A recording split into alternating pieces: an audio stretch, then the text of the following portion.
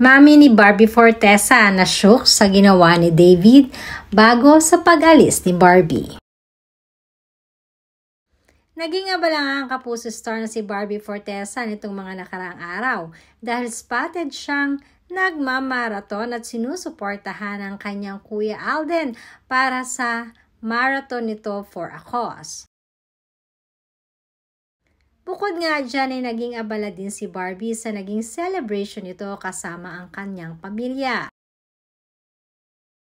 At dahil indefinite pa ang magiging schedule niya sa mga darating na araw, ay binake sure naman ni Barbie na makakasama niya at makakaselebrate siya ng Mother's Day kasama ang kanyang mama.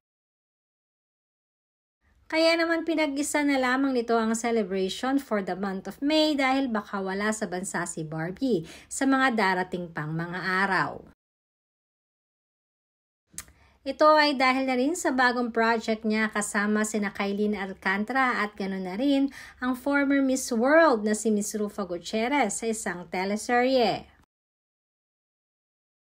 Sinasabing sa Korea nga gaganapin ang ilan sa mga shots nito. At ang teleserye naman ito ang pagbibidahan ni Barbie ay about woman empowerment na may title na Beauty Empire.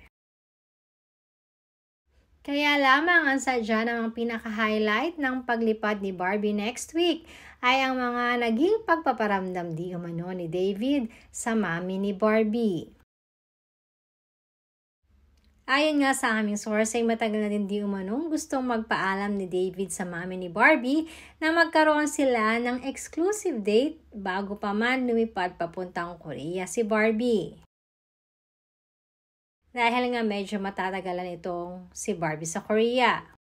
Subalit wala pa mang inilabas na reaksyon ng mama ni Barbie patungkol dito. Pero marami naman nagsasabi na papayagan naman di umano siguro ng mama ni Barbie ang gustong ito ni David. Dahil nasa tama naman ang lahat para sa kanilang dalawa.